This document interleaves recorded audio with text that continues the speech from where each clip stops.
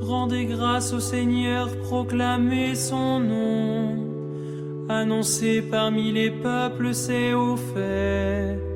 Chantez et jouez pour lui, redites sans fin ses merveilles. Bonjour Elisabeth. Bonjour Heinrich. Je suis heureux de continuer le chemin avec toi. Moi aussi. Donc, entre-temps, nous sommes arrivés au 3e chapitre du livret diocésain, qui est intitulé La pierre de fondation. Évidemment, nous sommes toujours dans la fraternité. C'est le fil rouge de ce numéro-là.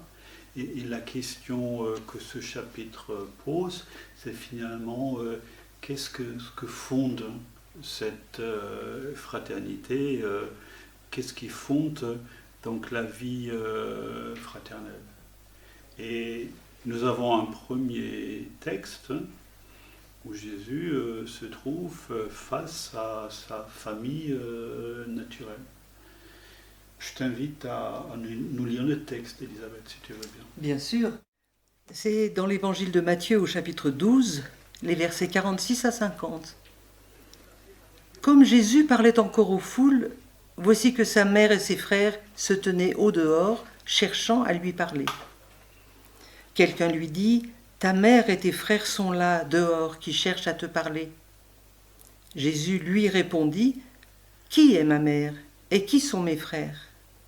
Puis, étendant la main vers ses disciples, il dit : « Voici ma mère et mes frères, car celui qui fait la volonté de mon Père qui est aux cieux, celui-là est pour moi un frère, une sœur, une mère. » En t'écoutant lire le texte, Elisabeth, j'ai regardé déjà l'image. Et ce qui me frappe là, c'est un homme et une femme qui sont assis aux pieds de Jésus. Et je crois dans la Bible, le Nouveau Testament en particulier, c'est vraiment l'attitude du disciple. C'est le disciple qui est assis aux pieds du maître. Et ce qui est frappant, on voit des personnes dehors, de l'autre côté de la porte. Ils sont assez gris d'ailleurs, il n'y a pas de couleur. Et ils ne sont pas du tout dans l'attitude des disciples. Ils regardent plutôt avec un air un peu bizarre. Et puis je vois encore cette jeune femme qui fait un peu le lien entre la famille dehors, Jésus. Il a la geste de ses mains. Et la geste de Jésus, il répond. La femme montre la famille de Jésus dehors. Et Jésus montre les deux disciples assis à ses pieds et qui l'écoutent. Oui, et je suis frappée aussi que le dessin reprenne bien le texte lui-même, où quand la jeune femme vient dire que la famille est là dehors, Jésus ne répond pas à sa famille, qui elle n'a rien dit, mais il répond à cette personne-là. Il ne veut pas mettre dans l'embarras sa mère et sa famille. Enfin, les frères, on est bien d'accord qu'on va prendre frère au sens large de parenté, cousin. Et il y a le dessin nous montre bien la délicatesse de Jésus, qui ne dit pas à sa mère « tu n'es pas ma mère », mais qui s'adresse à cette jeune femme, puis à ses disciples. Et je trouve intéressant que Jésus dise qui est ma mère, qui sont mes frères. Ça me rappelle au pied de la croix, au moment de la croix, dans l'évangile de Jean, où, voyant le disciple, il lui dit « Voici ta mère », et disant à Marie « Voici ton fils ». On les retrouvera à ce moment-là, à un autre moment de l'évangile, bien sûr, de la vie de Jésus. Dans ce chapitre, nous retrouvons à nouveau un texte de la première épître aux Corinthiens. Il se trouve tout au début de l'épître de Paul, donc dans les versets 12-13, et puis il y a encore un verset, le verset 11 du 3e chapitre. Je m'explique.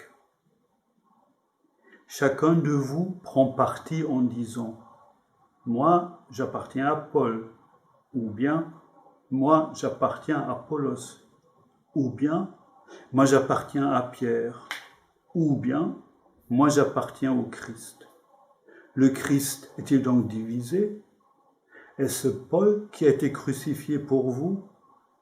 Est-ce au nom de Paul que vous avez été baptisés?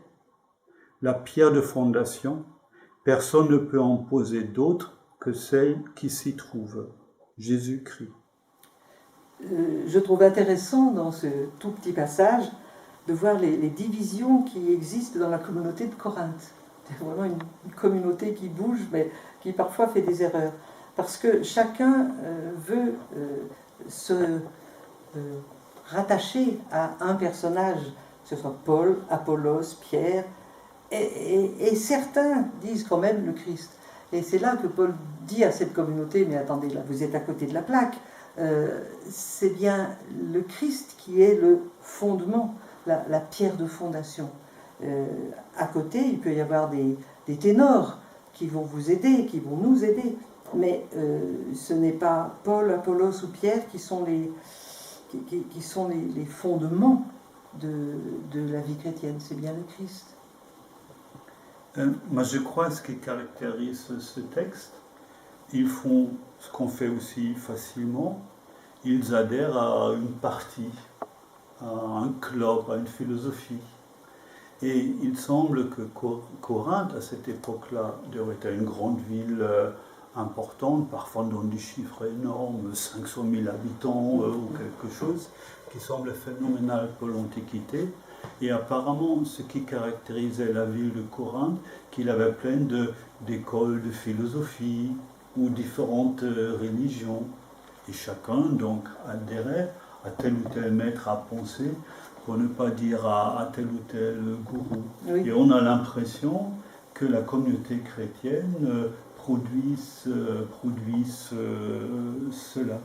Donc, est-ce qu'on a un peu une idée qui sont les personnes là auxquelles on se réfère? Oui, Paul, on sait, Apollos, Pierre. Alors Pierre, on a une idée là-dessus? Oui, un petit peu. Donc Paul et Pierre, ce sont les deux apôtres bien connus. Apollos, il est un petit peu par rapport à Paul, comme Moïse et Aaron, parce que Apollos parlait très bien. Donc c'était un tribun, un orateur, un chrétien, mais qui avait la parole facile et qui tenait des discours qui enflammaient les foules. Pendant que Paul a un discours plus sec, il a la parole moins facile. Donc pour avoir le même contenu, je préfère avoir l'homélie d'Apollos plutôt que l'homélie de Paul. C'est humain, c'est humain. Alors de là à dire je préfère son homélie qu'à pas dire j'appartiens à, c'est quand même autre chose. Quand tu as prononcé le mot de gourou, je te rejoins tout à fait. On tombe dans une secte. Si j'appartiens à telle personne, je ne suis plus libre d'aller avec une autre. Donc le verbe appartenir ici est très très fort. Oui, et ce qui est donc aussi intéressant, c'est pas forcément la faute de Paul ou d'Apollos. Il semble qu'Apollos aussi était un homme très bien. Tout à fait. Le problème est plutôt ce que la communauté chrétienne en fait, et chacun a ses idées, ses convictions religieuses, et du coup, ça conduit à l'affrontement. Alors comment Paul est-ce qu'il cherche à résoudre le problème? Oui. Et là, on a quand même quelques questions de la part de Paul qui nous disent bien le contenu, le fond de notre foi. Est-ce Paul qui a été crucifié pour vous? Donc, il nous renvoie à la crucifixion du Christ, au Christ mort et ressuscité. Et puis, il nous renvoie aussi à notre vie chrétienne qui est fondée pour chacun de nous sur notre baptême. Baptême au nom du Père et du Fils et du Saint-Esprit. Donc Paul dit, mais on appartient à celui qui nous a sauvés par sa mort, par sa croix et sa résurrection, et celui au nom de qui nous sommes baptisés. Nous devenons des membres de son corps, non pas appartenir à lui comme des esclaves, mais appartenir à lui comme étant membre du corps. Il est la tête et nous sommes les membres. Et on ne peut pas séparer la tête et les membres.